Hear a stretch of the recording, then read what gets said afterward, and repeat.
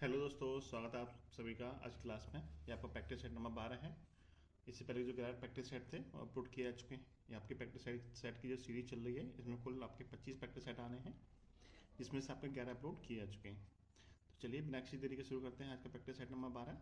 देखते हैं पहला क्वेश्चन क्या है। देखिए क्वेश्चन में बोला है, दिया गया रेखा आरेख शो के पहले 6 दिनों में थीटा काउंटर पर बीची की टिकटों की संख्या का रिकॉर्ड दिखाता है। क्वेश्चन में पूछा आपसे कितने दिन बीची की टिकटों की संख्या पिछले दिन की बीची की टिकटों से कम थी। यानी आपको बताना है कि कितने दिन जो टिकट बेची गई हैं वो पिछले दिन की तुलना में कम बेची गई हैं। तो आप ग्राफ से देख सकते हैं इसमें किसमें कम हुआ है। तो पहले दिन बेची गई थी 1000, दूसरे दिन आपका 1500, तीसरे दिन आपका 2500, चौथे दिन आपका 2000। तो पहले दिन की तुलना में यानी पिछले दिन की तुलना में अगले दिन किसमें कम बेची गई है, चौथे दिन। तीसरे दिन 2500 बेची गई थी और चौथे दिन 2000 बेची गई, यानी कि पिछले दिन की तुलना में अगले दिन कम बेची गई है, जो कि आपका यहाँ पे कम बेचा गया है। ऐसे ही यहाँ पे देखेंगे तो 2 की तुलना में 3000 है, ये तो ज़्यादा बेची गई है, और यहाँ पे 3 की तुलना में 2500 है, तो आपको यहाँ पे कम बेची गई है। कम वाली कौन कौन सी हो गई, एक तो 2000 हो गया, एक आपका 2500 हो गया, यानी कि एक तो चौथे दिन कम बेची गई है और एक आपकी छठे दिन कम बेची गई है। तो कम वाले दिन कितने हैं, तो ऐसे कम वाले दिन हैं आपके 2। Option number C. देखिए यहाँ पे आपका बढ़ता क्रम है, आपको घटता वाला देखना था, आपको किस में कम हो रही है, कमी किस में हो रही है, तो यहाँ पे हो रही है कमी और यहाँ पे कमी हो रही है। ठीक है, ऑप्शन नंबर सी आपका राइट आंसर होगा। क्वेश्चन नंबर 2 देखिएगा। क्वेश्चन नंबर 2 में बोला है कि दिया गया बार आरेख किसी कंपनी के 6 विभागों में काम करने वाले कर्मचारियों की संख्या को दर्शाता है। विभाग ई और विभाग सी के कर्मचारियों की संख्या में कितना अंतर है। विभाग ई में कर्मचारी कितने हैं, तो देखिए इधर जो विभाग दे रखा है, इधर विभाग दे रखे है इस लाइन में, और यहाँ पे आपको संख्या दे रखी है। ई में कितने कर्मचारी है, तो ई में आपके 50 है, और सी का पूछा था सी में कितने हैं, सी में आपके 300 है। दोनों का अंतर पूछा था, तो दोनों का अंतर कितना हो जाएगा, 300 माइनस के 50 करेंगे तो 250। ऑप्शन नंबर बी आपका राइट आंसर होगा। ठीक है, चलिए क्वेश्चन नंबर 3 देखिएगा। एक भिन्न का 6 गुना उस भिन्न के व्युत्क्रम के 7 गुने से 11 बड़ा है।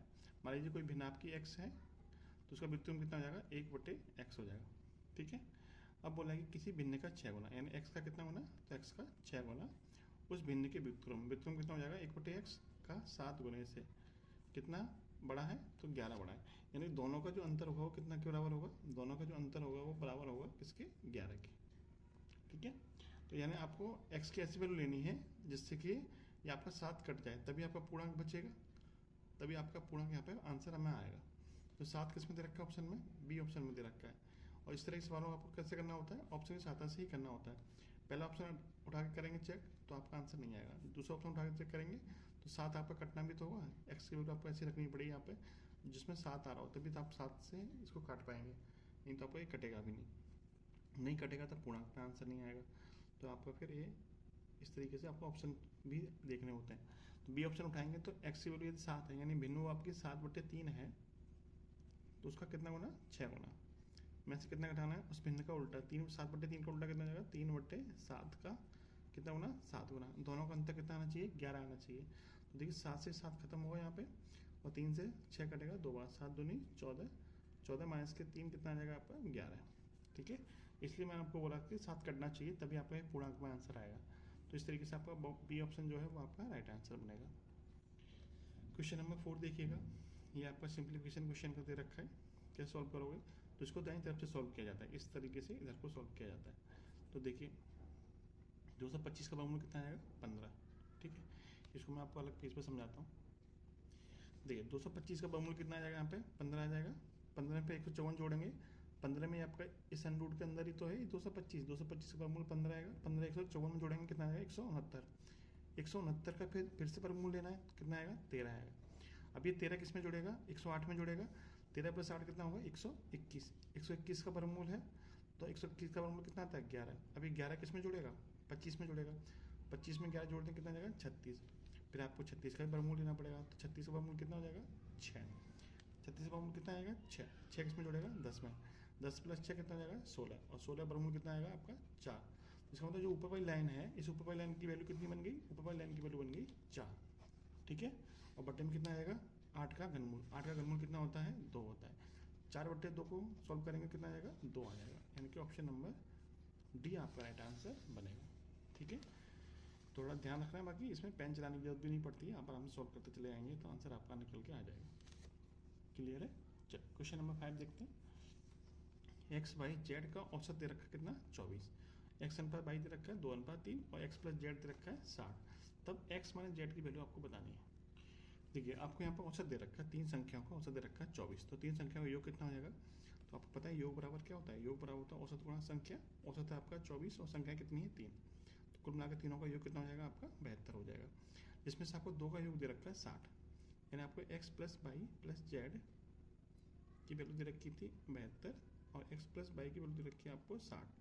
तो यहाँ से आप जेड की वैल्यू निकाल सकते हो, कितनी आएगी, तो दोनों का जेड कितना आ जाएगा 60 आ जाएगा। 60 इधर माइनस कर देंगे तो यहाँ से जेड की वैल्यू हो जाएगी 60 माइनस 72 माइनस के 60 यानी कि 12, क्योंकि एक्स और वाई की जगह पर कितना आ जाएगा 60 आ जाएगा। ठीक है, जो कि आपको दे भी रखा है। तो यहाँ से जेड की वैल्यू कितनी मिल गई आपको 12 मिल गई। ठीक है, जेड की वैल्यू आपको 12 मिल गई। यहाँ से आप इसको अलग रख लीजिए।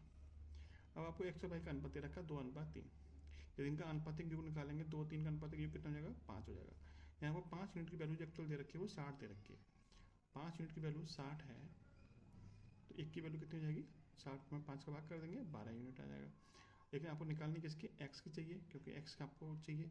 तो एक्स की कितनी वैल्यू थी 2 यूनिट थी, तो 2 की वैल्यू कितनी हो जाएगी 12 दूनी 24, यानी आपको एक्स की वैल्यू मिल गई कितनी 24। एक्स की वैल्यू 24 है, जेड की वैल्यू 12 है, दोनों का अंतर पूछा था।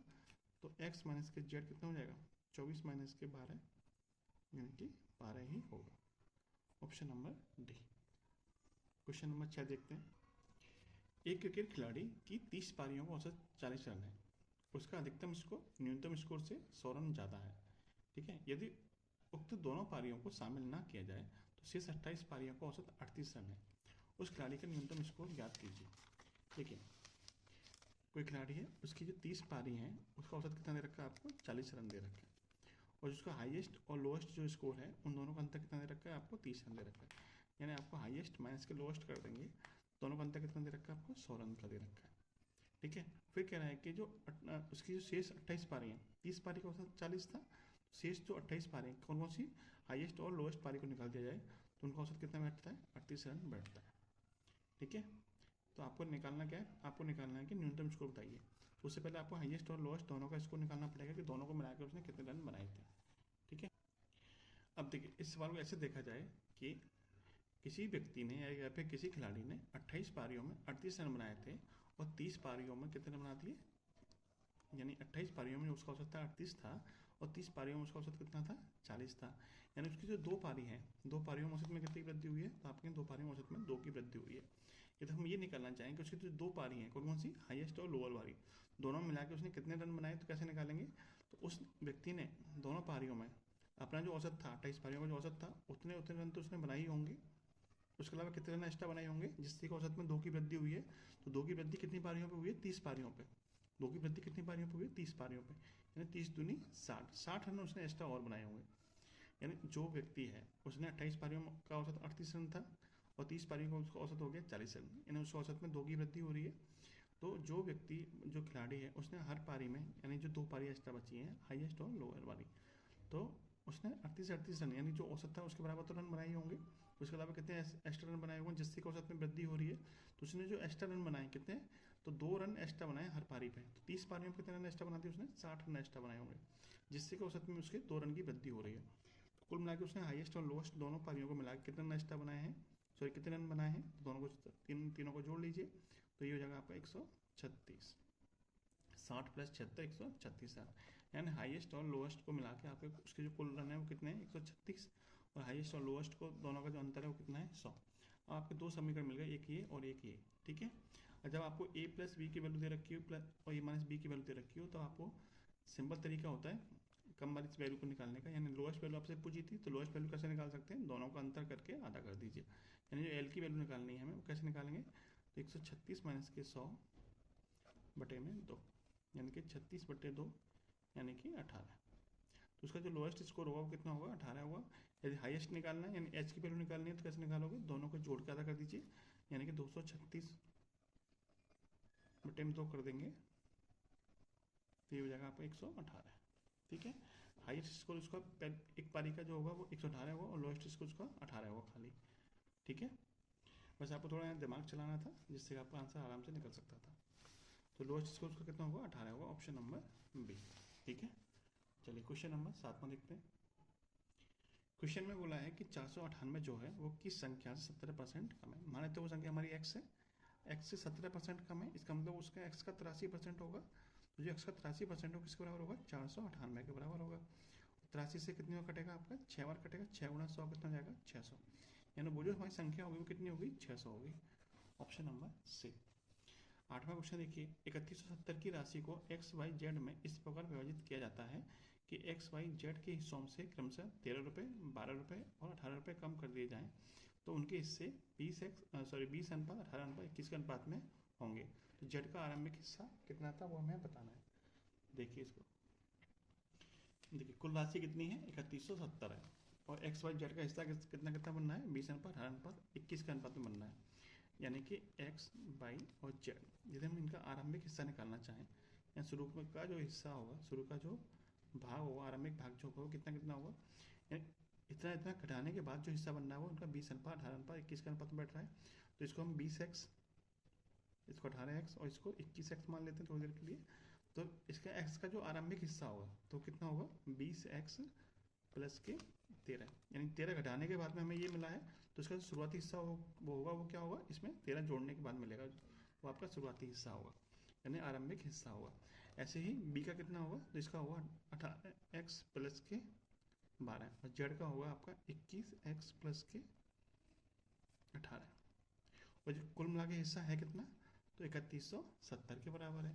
तो तीनों को जोड़ लीजिए, तीनों को जोड़ेंगे तो ये हो जाएगा आपका 20x प्लस के 13 प्लस के 18x प्लस के 12 प्लस के 21x प्लस के 18। ठीक है, बराबर किसके होगा, 3170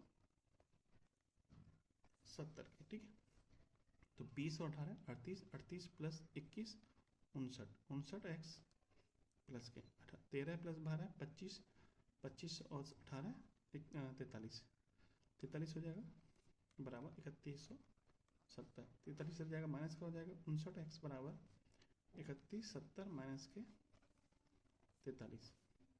तो ये हो जाएगा आपका 43 घटा देंगे तो 27 बचेगा, यानी 31 27, जो कि आपका 59x के बराबर होगा। यहाँ से x की वैल्यू निकाल लीजिए, क्योंकि x 59 क्या है, आपकी अभाज्य संख्या है, तो आपको 59 का सीधे भाग ही करना पड़ेगा, और कोई तरीका नहीं है। भाग कर लीजिए, 6 पंजे 30, यानी 5 बार भाग जाएगा पहले तो 295 बचेगा कितना आपका 17, 17 का मतलब 170।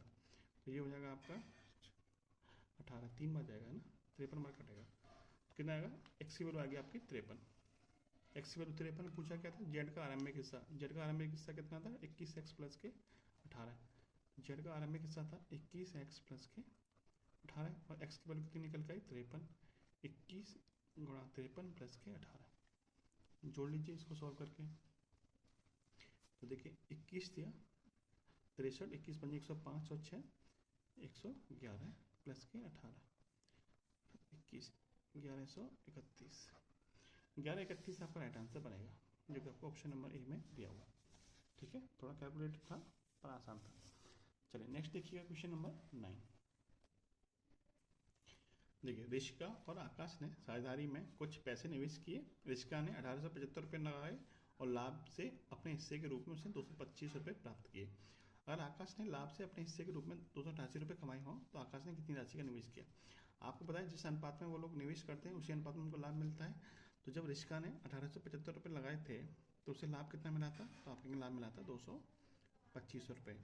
तो आपको बोला है कि जब वो आकाश कितने रुपये लगाए, मान लेते हैं 100 रुपये लगाए, तो उसे लाभ कितना मिलेगा, लाभ मिल रहा है 288 रुपये।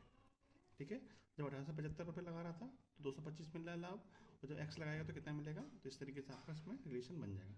सॉल्व कर लीजिए इसको, 225 25 से कटेगा आपका 9 बार, और 25 से कटेगा 25 7 175, 25 5 125। ठीक है, और 9 से आपका ये कट जाएगा आपका, और 9 3 27, 9 2 18, 32 बार कटेगा। तो एक्स की जो वैल्यू होगी वो किसके बराबर होगी, एक्स की वैल्यू आपकी 32 गुणा 75 के बराबर होगी। 32 गुणा 75, 75 दूनी 150 हासिल के 15, 75 3 225 और 15 240, यानी कि 24। तो जो आकाश का हिस्सा होगा वो कितना हो, आकाश ने जो राशि लगाई होगी वो 24 रुपये लगाई होगी। Option number C. Question number 10 देखिएगा, 2400 की धनराशि साधारण ब्याज की दर पर 4 वर्षों में 3264 हो जाती है। यदि ब्याज की दर में 1% की वृद्धि की जाए तो वह राशि उतने ही समय में कितनी हो जाएगी? दर में कितने परसेंट की वृद्धि हो रही है? 1%, यानी आपको हर साल 1% ब्याज एक्स्ट्रा मिलेगा। यानी एक साल में उसे कितना ब्याज एक्स्ट्रा मिल जाएगा? तो 1% एक्स्ट्रा मिल जाएगा। 1% कितने का? 2400 का। तो 2400 का 1% कितना होता है? 2400 का 1% आप कहेंगे 2400 ही होगा, सॉरी 24 ही होगा। यानी एक साल में आपको 24 रुपये एक्स्ट्रा मिलेंगे। तो 4 साल में कितने रुपये एक्स्ट्रा मिल जाएंगे? 24 चौक 96, 4 से गुणा कर देंगे तो 96 रुपये। यानी जितने रुपये उससे पहले मिल रहे थे उसने से अब कितने रुपये एक्स्ट्रा मिलेंगे? 96 रुपये एक्स्ट्रा मिल जाएंगे। पहले कितने मिल रहे थे? 3264 मिल रहे थे। अब कितने रुपये मिलेंगे? तो 3264 में 96 रुपये जोड़ दीजिए तो ये हो जाएगा आपका 3360। यानी अब जो उसको पैसे मिलेंगे वो कितने मिलेंगे? 1% वृद्धि के बाद में 3360 रुपये मिलेंगे। Option number D. Simple concept है, यदि जितनी दर में वृद्धि करेंगे उतनी ही आपको एक्स्ट्रा धनराशि मिलेगी। 1% की वृद्धि कर रहे हैं तो हर साल आपको 1% एक्स्ट्रा पैसा मिलेगा। एक साल में उसे 24 रुपये मिल रहे हैं तो 4 साल में कितने रुपये मिल जाएंगे? उसको 96 रुपये एक्स्ट्रा मिलेंगे। जितने उससे पहले मिल रहे थे उतने से 96 रुपये एक्स्ट्रा मिलेंगे। पहले मिल रहे थे उसके 3264, तो अब कितने मिल जाएंगे आपको? 3360 रुपये। ठीक है, चलिए। वह धनराशि कितनी होगी जो 5% की वार्षिक दर पर दूसरे वर्ष में 420 रुपये का चक्रवृद्धि ब्याज प्राप्त करेगी? दूसरे वर्ष का ब्याज दे रखा है आपको, देखते हैं इसे। देखिए, आपको दूसरे साल का ब्याज पूछा, तो आप यहाँ पे ये समझिए जो 5% आपकी दर दे रखी है। 5% दर का मतलब क्या है? 5% दर का मतलब होता है 1/20। 1/20 का मतलब क्या है? यदि आपकी राशि 20 है तो आपको 1 रुपये क्या मिलेगा? आपको ब्याज का मिलेगा। ठीक है, अब यहाँ पे एक चीज़ समझिए, पहली साल और दूसरी साल। आपको पता है कि जो चक्रवृद्धि ब्याज होती है उसमें क्या होता है और साधारण ब्याज होता है उसमें क्या होता है? साधारण ब्याज में आपको हर साल समान ब्याज मिलता है, हर साल समान ब्याज मिलता है। और चक्रवृद्धि ब्याज में क्या होता है? आपको साधारण ब्याज के बराबर ब्याज तो मिलेगा ही मिलेगा, उसके अलावा जो आपको उससे पहले वाली साल में जो ब्याज मिला होगा उस पर फिर एक्स्ट्रा आपको ब्याज देना पड़ेगा। यानी ब्याज पे भी ब्याज लगता है चक्रवृद्धि ब्याज में। तो क्या होगा? देखिए, यदि आपकी राशि 20 थी तो आपको पहले साल में कितने ब्याज मिल जाएगा? 1 रुपये का ब्याज मिल जाएगा। दूसरे साल में क्या होगा? दूसरे साल में आपको 1 रुपये का ब्याज तो मिलेगा ही मिलेगा, साथ में जो आपको पहले साल ब्याज मिला था यानी 1 रुपये जो ब्याज मिला था उस पर 5% ब्याज आपको एक्स्ट्रा देना पड़ेगा, क्योंकि दर क्या है आपकी? 5% है। तो 1 रुपये का 5%, 1 का 5% कितना हो जाएगा? 0.05। यानी आपको 0.05 रुपये आपको एक्स्ट्रा ब्याज के देना पड़ेंगे। या फिर आप ऐसे कर लीजिए कि 0.05 रुपये आपको एक्स्ट्रा ब्याज के रूप में मिलेंगे, क्योंकि आपने धन क्या है? उठाया है। तो पहली साल आपको 1 रुपये ब्याज का मिलेगा, दूसरी साल आपको 1 रुपये ब्याज का जो मिल रहा था वो तो मिलेगा ही मिलेगा। एक्स्ट्रा क्या मिलेगा कि जो आपको पहले साल ब्याज मिल रहा था उस पर आपको जो दर है उसके हिसाब से एक्स्ट्रा ब्याज और मिल जाएगा, यानी कि 0.05 रुपये एक्स्ट्रा ब्याज मिलेगा। ठीक है, कुल मिला के दूसरे साल का ब्याज कितना हो गया? 1.05 रुपये एक्स्ट्रा ब्याज हो गया दूसरे साल का। तो दूसरे साल में आपको 1.05 रुपये ब्याज मिलेगा। लेकिन ये ब्याज कितना मिल रहा है एक्चुअल में? तो 420 रुपये के बराबर है। तो इतने यूनिट ब्याज जो है वो एक्चुअल में 420 रुपये के बराबर है। ठीक है, तो यहाँ से 1 यूनिट की वैल्यू कितनी होगी? 420 बटे में 1.05। आपको मूलधन पूछा था और मैंने मूलधन माना कितना था? 20 यूनिट। हमने जो ब्याज कैलकुलेट करी है 20 यूनिट के हिसाब से तो कैलकुलेट करी है, तो 20 यूनिट की वैल्यू हमको चाहिए। तो 420 बटे में 1.05 गुणा 20। तो पॉइंट हटेगा यहाँ से, 2 जीरो और बढ़ जाएंगे, 105 से कटेगा है आपका 400। 400 गुणा 20 कितना हो जाएगा आपका? 8000। कितना होगा? 8000, जो कि आपका ऑप्शन नंबर सी में दिया हुआ है। तो सी ऑप्शन आपका राइट आंसर बनेगा। ठीक है, नेक्स्ट क्वेश्चन देखिएगा। रमन की क्षमता मनन से 3 गुनी है। रमन एक कार्य को करने में मनन से 60 दिन कम लेता है। कार्य कितने दिनों में पूरा हो जाएगा? ये दोनों मिलकर उस कार्य को करते हैं। देखिए, आपको पता होना चाहिए कि क्षमता का जो व्युत्क्रम होता है वो क्या होता है? समय होता है। क्षमता समय के व्युत्क्रमानुपाती होती है। कहने का मतलब ये है, यदि कोई व्यक्ति की क्षमता अधिक है तो उसे काम करने में कम समय लगेगा, यदि क्षमता कम है तो उसको काम करने में समय ज़्यादा लगेगा। यदि बात करें रमन की और मनन की, आपको बोला है कि जो रमन की क्षमता है मनन से 3 गुनी है। तो हम यदि हम मनन की क्षमता को 1 यूनिट मान लें तो रमन की क्षमता कितनी हो जाएगी? 3 यूनिट हो जाएगी। ठीक है, रमन की क्षमता कितनी हो जाएगी? 3 यूनिट हो जाएगी। इनकी क्षमता का रेशियो होगा वो 3:1 होगा। क्षमता क्या होती है? एक दिन में किया गया कार्य उसकी क्षमता होती है, यानी एक निश्चित समय में किया गया कार्य उसकी क्षमता होती है। क्षमता का उल्टा होता है समय। तो इनको समय किस अनुपात में लगेगा? 1:3 के अनुपात में इनको समय लगेगा। यानी कि जो रमन को समय लग रहा है वो मनन से कितना यूनिट कम लग रहा है? तो आप कहेंगे 2 यूनिट कम समय लग रहा है। लेकिन एक्चुअल में समय किसके बराबर दे रखा है आपको? 60 दिन के बराबर। 2 यूनिट की वैल्यू 60 दिन है, एक यूनिट की वैल्यू कितनी जाएगी? तो 1 यूनिट की वैल्यू हो जाएगी 30 दिन। 1 यूनिट किसकी वैल्यू थी? 1 यूनिट थी रमन की। रमन को जो समय लग रहा है वो कितना दिन लग रहा है? 30 दिन का समय लग रहा है। और रमन एक दिन में कितना काम कर रहा है? 3 यूनिट काम कर रहा है। तो पूरा काम कितना यूनिट हो जाएगा? रमन एक दिन में 3 यूनिट काम कर रहा है, तो 30 दिन में उसने कितना काम किया होगा? तो 30 दिन में काम किया होगा 30 गुणा 3, यानी कि 90 यूनिट काम किया होगा। और यही 90 यूनिट क्या होगा? टोटल काम होगा, क्योंकि 3 दिन के हिसाब से काम कर रहा है, सॉरी 30 दिन के हिसाब से काम कर रहा है, और पर डे 3 यूनिट काम करता है। 30 दिन में कितना काम खत्म कर दिया, इसका मतलब उसने 90 यूनिट काम किया होगा। टोटल काम कितना हो गया? 90 यूनिट हो गया। अब इसी काम को कौन करेंगे? दोनों लोग मिलके। और दोनों लोग मिलके एक दिन में कितना काम कर देंगे? तीनों और एक 4 यूनिट काम कर रहे हैं, तो 90 काम को करने में कितना समय लगेगा? 90/4। दोनों लोगों को कितना समय लगेगा? 90/4, यानी कि 22.5 दिन का समय लगेगा। Option number C. Question number 13 में देखिए, किसी कार के पहिए का व्यास 21 सेंटीमीटर है। कार ड्राइवर अपने स्थल पर 36 सेकंड में पहुंचने के लिए 66 किलोमीटर प्रति घंटे की चाल से कार को चलाता है। यात्रा के दौरान कार के पहिए द्वारा लगाए गए चक्रों की संख्या दी है। चक्रों की संख्या हमें निकालनी है। हमें निकालना है चक्रों की संख्या। चक्रों की संख्या का फॉर्मूला क्या होता है? कुल दूरी बटे में एक चक्कर में चली गई दूरी। एक चक्कर में चली गई दूरी, ठीक है। कुल दूरी कितनी होगी? तो कुल दूरी कितनी है? 66 किलोमीटर प्रति घंटे की चाल से चल रहा है और 36 सेकंड में पहुंच जाता है। तो 36 सेकंड में चलेगी दूरी क्या होगी? दूरी बराबर होता है 4 गुणा समय। चाल है आपकी 66 किलोमीटर प्रति घंटा और समय आपको सेकंड में दे रखा है, तो इसको हम मीटर पर सेकंड में चेंज कर सकते हैं 5/18 से गुणा करके। यानी जो चाल है उसको हमने मीटर पर सेकंड में चेंज कर लिया, 66 गुणा 5/18 गुणा समय, 4 गुणा समय। समय कितना लग रहा है? 36 सेकंड। यानी ये दूरी होगी आपकी, किस में निकल के आएगी? मीटर में निकल के आएगी। किस में निकल के आएगी? मीटर में। हमें चाहिए किस में? सेंटीमीटर में चाहिए, क्योंकि हमारा जो व्यास दे रखा है पहिए का वो 21 सेंटीमीटर दे रखा है। तो सेंटीमीटर में निकालने के लिए हमें 100 से इसमें और गुणा करना पड़ेगा, क्योंकि 1 मीटर में 100 सेंटीमीटर होता है। बटे में, बटे में क्या आएगा? एक चक्कर में चलेगी दूरी। कोई भी पहिया हुआ एक चक्कर में कितनी दूरी चलेगा? अपनी परिधि के बराबर। कोई भी पहिया एक चक्कर में अपनी परिधि के बराबर दूरी चलता है। पहिए की परिधि का फॉर्मूला क्या होता है? यदि इसकी त्रिज्या r है तो परिधि का फॉर्मूला क्या होता है? 2πr। और पहिए की परिधि कितनी दे रखी है? व्यास दे रखा है 21 सेंटीमीटर, व्यास का आधा होता है त्रिज्या, तो r कितना हो जाएगा? 21/2 सेंटीमीटर, ठीक है। तो 2πr में वैल्यू रख दीजिए। एक चक्कर में चलेगी दूरी अपनी परिधि के बराबर, परिधि है आपकी 2πr, तो 2 गुणा 22/7 गुणा r कितना है? 21/2। बस इसको सॉल्व कर लेते हैं।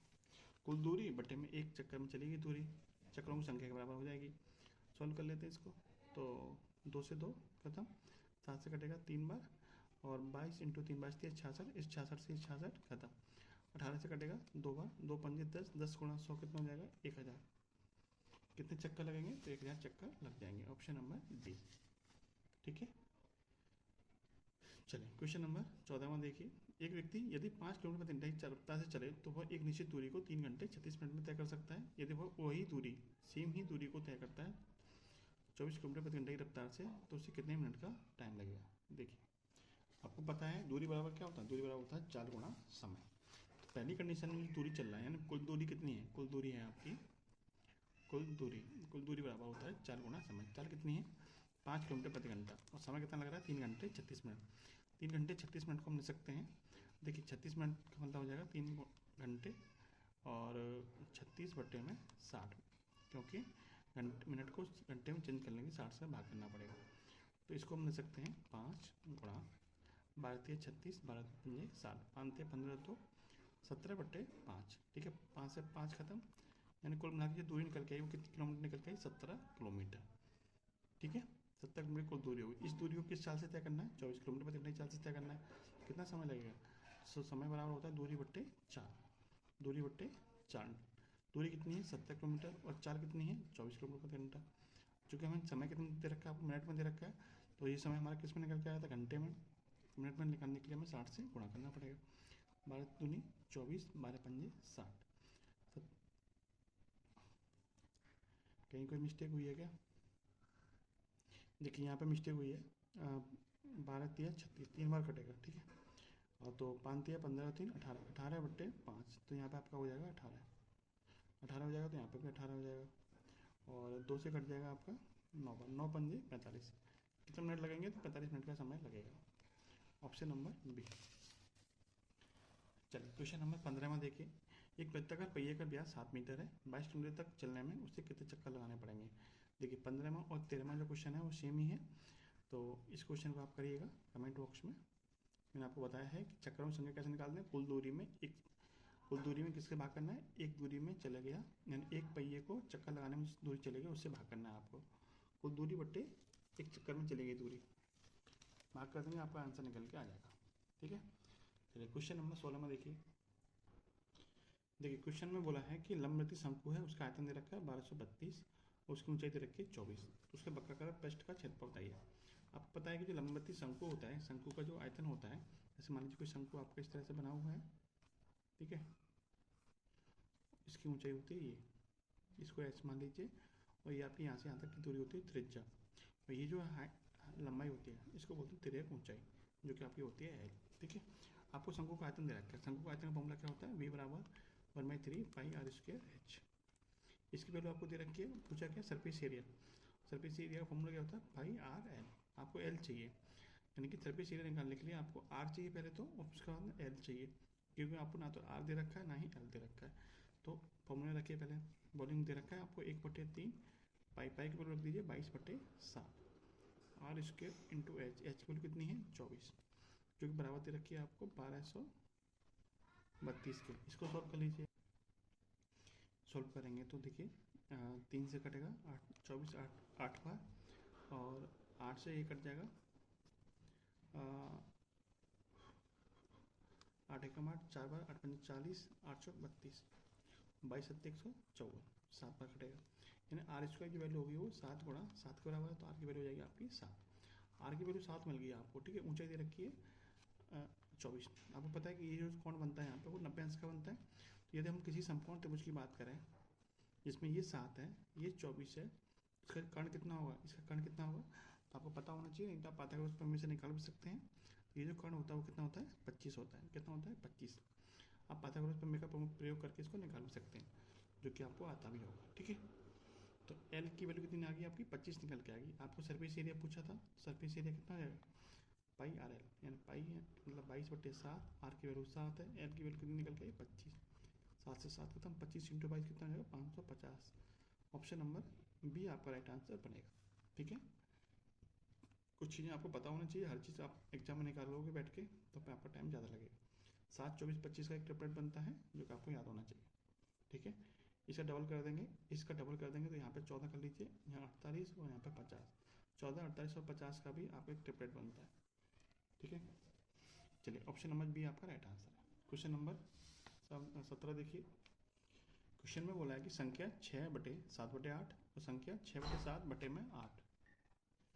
देखिए आपकी संख्या दे रखी है पहले 6/7/8, इसको पहले सॉल्व कर लीजिए। तो इसको हम लिख सकते हैं 6 गुणा बटे वाली संख्या को उल्टा करके हम गुणा में लिख सकते हैं 8/7, यानी 8 6 48, 48/7। एक पार्ट तो आपको ये निकल के आएगा 48/7। ऐसे इसको देखिए, तो यही संख्या लिखी हुई है आपकी 6/7, उस पूरे के बटे में कितना है 8 है। ठीक है, पूरे बटे में कितना है 8 है, तो इसको हम लिख सकते हैं 6/7 गुणा 8, या नीचे वाली संख्या आपस में गुणा हो जाएगा इसमें। तो ये हो जाएगा आपका 6/8/56, कितना आएगा 56, 6/56।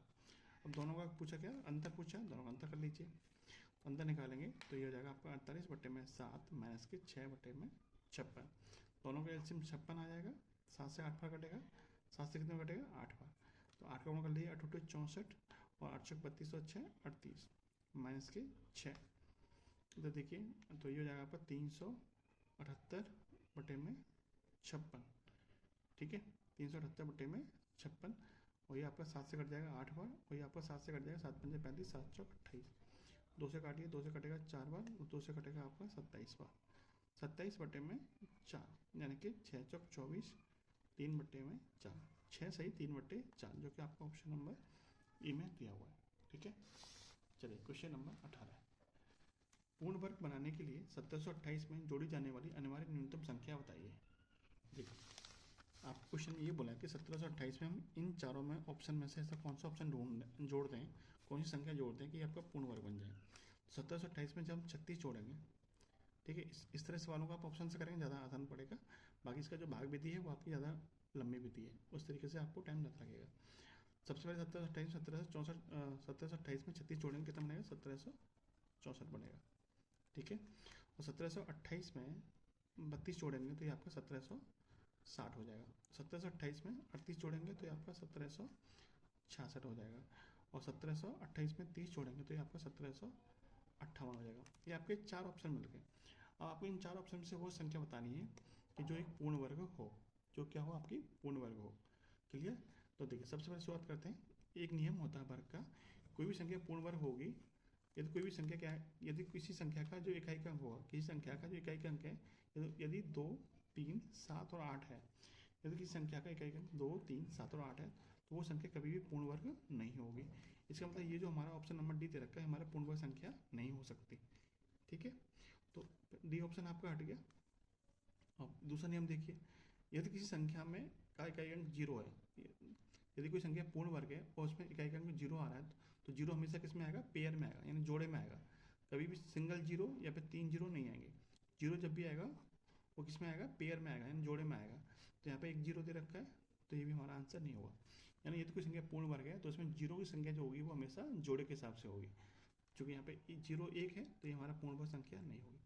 तीसरा नियम क्या कहता है, यदि किसी संख्या पूर्ण वर्ग है, यदि कोई संख्या पूर्ण वर्ग है और उसका इकाई अंक कितना है 6, उसका इकाई अंक कितना है 6, तो उससे पहले जो अंक आएगा वो क्या आएगा, हमेशा विषम संख्या आएगी।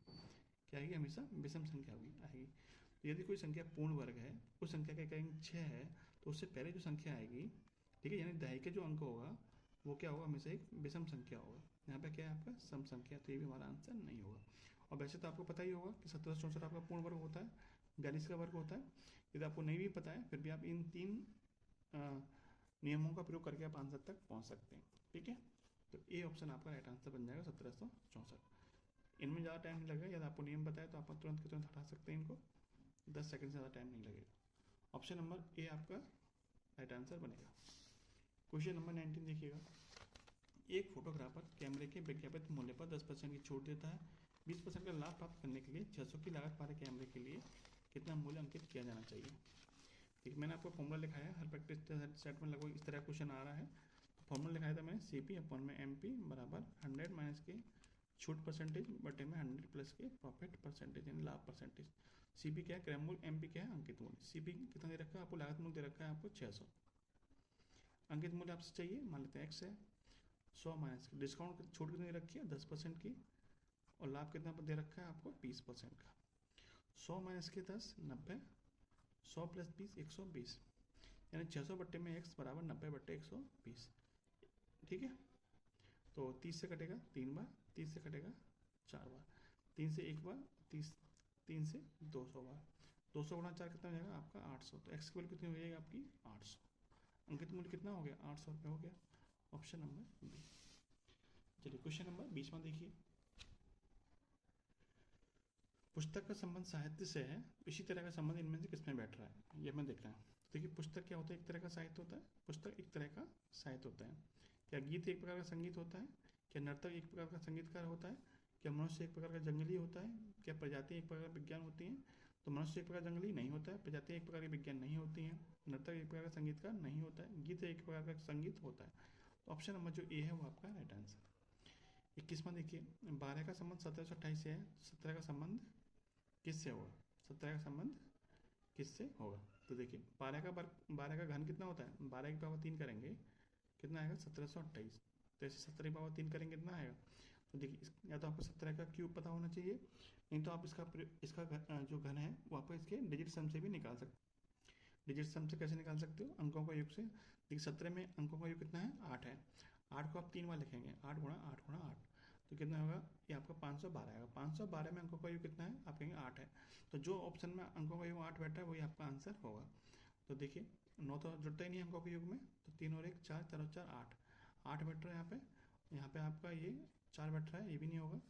यहाँ पे आपका 11 है, यानी कि 2 बैठ रहा है, तो ये भी नहीं होगा आंसर।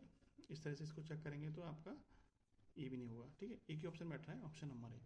या तो आपको इसको कहने पता होना 17 का क्यू कितना होता है, तो 49 13 होता है, नहीं तो आप इसके अंकों का डिजिट सम निकाल के भी आप आंसर निकाल सकते हैं। चलिए इसको देखिए क्वेश्चन नंबर 22, अपारेंट को इस तरह से लिखा जाता है तो मस्कुलर को किस तरह से लिखा जाएगा।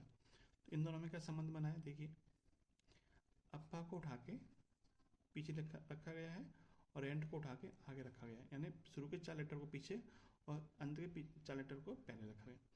तो शुरू के जो 4 लेटर है उनको पीछे लिखा जाएगा, अंत के 4 लेटर को पहले लिखा जाएगा। ULAR से शुरुआत होगी, जो कि आपकी इसमें है, ठीक है। MUSC, ठीक है। ऑप्शन नंबर बी आपको एकदम सही मिल जाएगा। क्वेश्चन नंबर 23 देखिए, आपको इनमें से क्या बताना है, विषम वाला बताना है। विषम इनमें से कौन सा ऑप्शन है। कमरा का संबंध घर से दे रखा है, कागज का पुस्तक से, भोजन का भूख और इंजन का गाड़ी। तो देखिए, कमरा घर का एक पार्ट होता है, कागज पुस्तक का एक पार्ट होता है, इंजन गाड़ी का एक पार्ट होता है, भोजन भूख का एक पार्ट होता है, तो नहीं होता है, ठीक है। ऑप्शन नंबर डी अन्य चार से आपका भिन्न हो जाएगा, यानी पहले वाला दूसरे का एक पार्ट है, एक भाग है, ठीक है।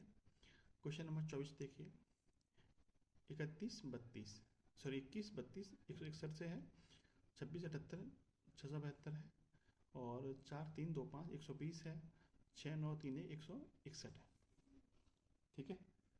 162 है। इनमें बताना क्या, आपको भिन्न वाला बताना है।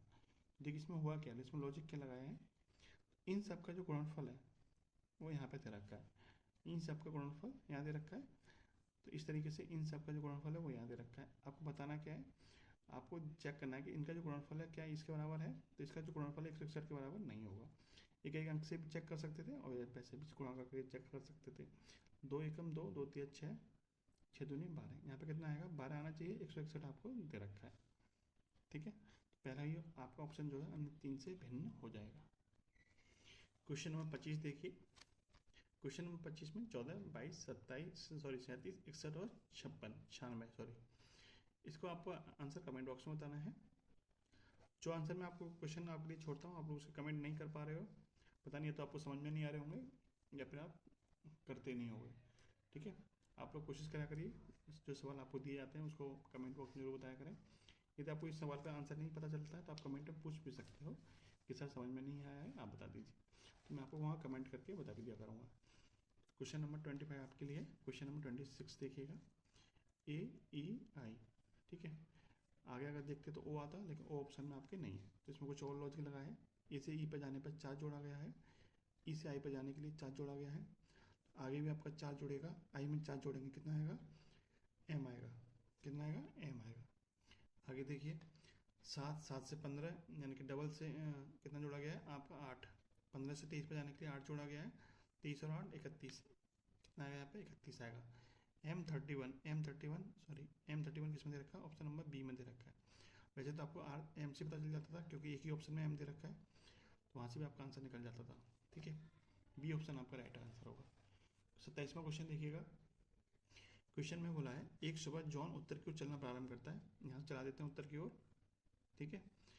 तब वह सूर्य की विपरीत दिशा की ओर चलता है तथा तब वह सूर्य की तरफ से निकलता है पूरब से। आपको पता है डायमेंशन जो बनता है वो इस तरह से बनता है, ये आपका ईस्ट होता है, ये वेस्ट और ये नॉर्थ और ये साउथ। पूरब से निकलता है सूर्य, यानी ईस्ट साइड से निकलता है, सूर्य की विपरीत दिशा से यानी कि वो पश्चिम दिशा में चलेगा, ठीक है। तब वह बाईं ओर मुड़ता है, बाईं ओर इसका किधर होगा, नीचे की तरफ, और रुक जाता है। अब उसका मुंह किस दिशा की ओर है, उसका मुंह किस दिशा की ओर होगा, जब ये इधर उत्तर की ओर चल रहा था तो ये मुंह किधर होगा, दक्षिण की ओर होगा, ऑप्शन नंबर सी, ठीक है।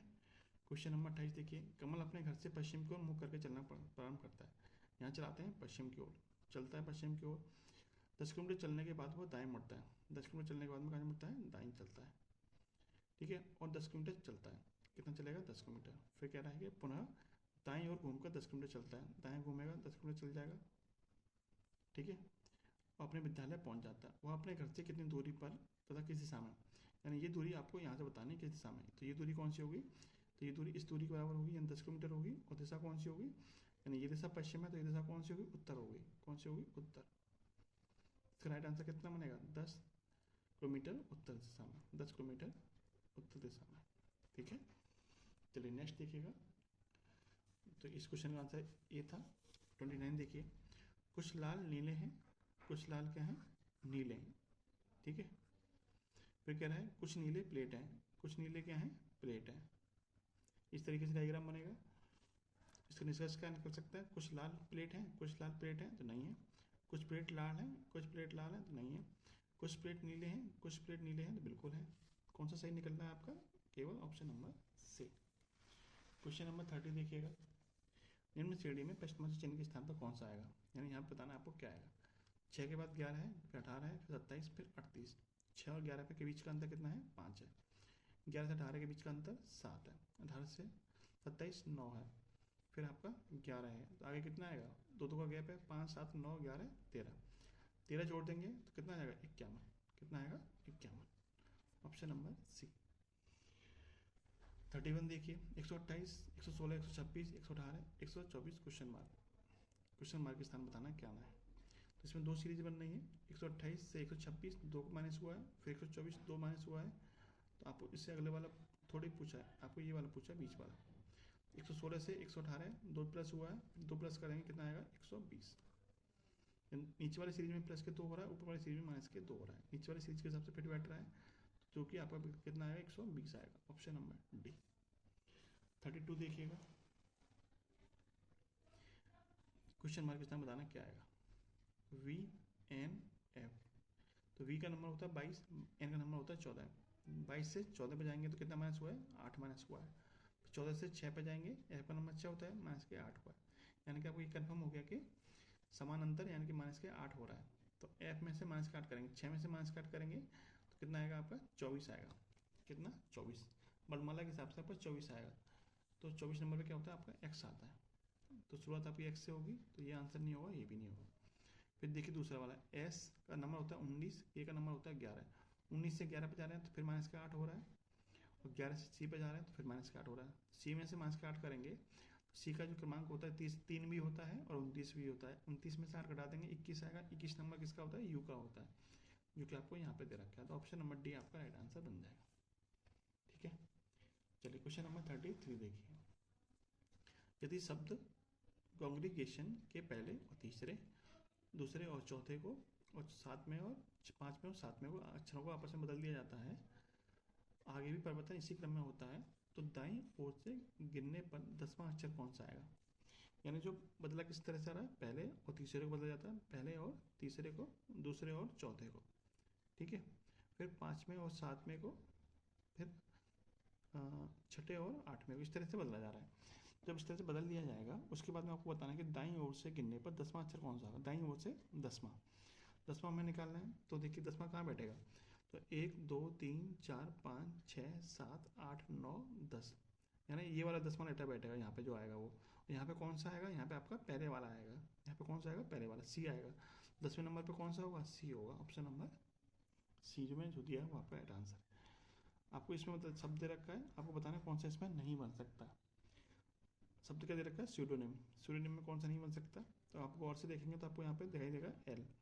एल आपको इसमें कहीं भी दिखाई नहीं दे रहा है, जो कि आपका ऑप्शन नंबर डी नहीं बन सकता है। डी ही ऑप्शन का आपका राइट आंसर बनेगा। ठीक है, ये आपके सिंपल क्वेश्चन होते हैं, ये सवाल आपको गलत नहीं करने हैं। इन्हीं नंबरों से आपको सिलेक्शन मिलता है। ये गलत कर दोगे तो आप एकदम पीछे रह जाओगे सिलेक्शन में। चलिए 35 देखिएगा, कथन और निष्कर्ष। कथन कह रहा है, प्रधानमंत्री ने स्पष्ट किया है कि उनकी सरकार गरीब किसानों के उत्थान के लिए ठोस प्रयास करेगी और उनके लिए वार्षिक पेंशन की घोषणा भी करेगी। इस कथन से क्या निष्कर्ष निकल सकता है? निष्कर्ष कह रहा है कि सरकार समझती है कि गरीब किसानों की स्थिति पर तुरंत ध्यान देने की आवश्यकता है। जब प्रधानमंत्री घोषणा कर रहे हैं, इसका मतलब गरीबों की स्थिति थोड़ी गरीबों की स्थिति क्या है? गरीबों की स्थिति पर तुरंत ध्यान देने की आवश्यकता है। घोषणा कौन कर रहा है? प्रधानमंत्री। तो इसका मतलब गरीबों की स्थिति थोड़ी डाउन है, उस पर तुरंत ध्यान देने की आवश्यकता है। यानी पहला निष्कर्ष आपका निकल रहा है। दूसरा निष्कर्ष देखिए, दूसरा निष्कर्ष कह रहा है समाज के अन्य वर्गों के लिए किसी भी लाभ की घोषणा नहीं की है। तो ये तो आपका कथन में था ही नहीं, दूसरा तो निष्कर्ष नहीं निकलेगा, केवल पैरा निकलेगा, जो कि आपको ऑप्शन नंबर सी में दिया हुआ था। 36 देखिए, कथन और तर्क। क्या भारत में सभी अप्रत्यक्ष करों को एक समान सेवा कर यानी जीएसटी में जोड़ा जाना चाहिए? इसके पीछे क्या तर्क दिए हैं? हाँ, यह टैक्स संग्रह प्रणाली को काफी सरल बना देगा और इससे एकत्र करने की लागत भी कम हो जाएगी। एकदम बात एकदम सही है। पहला आपका निष्कर्ष, पहला आपका तर्क क्या है? मजबूत है। दूसरा तर्क देखिए, हाँ, निर्माताओं और व्यापारियों को इससे फायदा होगा, जो बदले में कर संग्रह को बढ़ावा देगा। एकदम बात सही है। ठीक है, एकदम बात क्या है? ये भी सही है। तीसरा देखिए, नहीं, किसी अन्य देश ने ऐसी प्रणाली नहीं अपनाई है। तो ये तो आपका कहीं लॉजिक नहीं बैठ रहा है, तीसरा आपका नहीं बैठेगा, पहला और दूसरा आपका सही है। 37 देखिएगा, 37 आपका डायरेक्शन वाला क्वेश्चन है, तो इसको देख लेते हैं। देखिए, राजन ने अपने घर से चलना शुरू किया और 2 किलोमीटर पूरब की ओर गया। डायरेक्शन बनाते हैं हम इस तरह से, ये पूरब होता है, ये पश्चिम, ये उत्तर और ये आपका दक्षिण। यहाँ चलाते हैं 2 किलोमीटर पूरब की ओर, ठीक है, 2 किलोमीटर पूरब की चला दिया। फिर कह रहा है कि उसके बाद दाएं मुड़ा और 3 किलोमीटर चला, दाएं मुड़ेगा इधर चलेगा कितना 3 किलोमीटर, फिर दोबारा दाएं मुड़ा और 3 किलोमीटर चला, दाएं मुड़ेगा तो किधर चलेगा इधर को, कितना चलेगा 3 किलोमीटर, क्योंकि यहाँ से यहाँ तक की दूरी 2 किलोमीटर है, तो यहाँ से यहाँ तक की दूरी भी कितनी होगी 2 किलोमीटर होगी, 1 किलोमीटर और एक्स्ट्रा चलेगा, यानी कुल मिला के 3 किलोमीटर चल जाएगा। अब आगे देखिए, वह फिर दाएं मुड़ा और 1 किलोमीटर चला, दाएं मुड़ के कितना चला 1 किलोमीटर, ठीक है, यहाँ तक पहुँच गया, 1 किलोमीटर चल गया, और अंत में दाएं मुड़कर 1 किलोमीटर चलता है, दाएं मुड़कर कहाँ चलता है 1 किलोमीटर चलता है, यानी यहाँ तक पहुँच गया, क्योंकि यहाँ से यहाँ तक दूरी 1 किलोमीटर थी, इसका मतलब इसके ऊपर पहुँच गया। फिर पूछा है कि वह बिंदु के पर पहुँच गया, ये बिंदु क्या नाम क्या है, इसका नाम है के। जब वो वहाँ पहुँचा तो किस दिशा में चला था, यानी ये दिशा आपसे पूछे ये दिशा कौन सी होगी, तो ये दिशा कौन सी होगी, ये दिशा वही होगी जो इस दिशा की ओर जा रही होगी, और ये दिशा शुरू में किसकी कौन सी दिशा थी, ये शुरू में किस दिशा में चलना शुरू किया था इसने, पूर्व दिशा में, तो ये दिशा कौन सी होगी, पूरब होगी, ठीक है, यहाँ से भी कंपेयर कर सकते हैं, ये दिशा कौन सी है, पूरब, ऑप्शन नंबर बी। तो ये था आज का प्रैक्टिस सेट नंबर 12। वीडियो आपको कैसी लगी कमेंट बॉक्स में जरूर बताना, अच्छी लगी हो तो लाइक और शेयर करना मत भूलना। जय हिंद, जय भारत।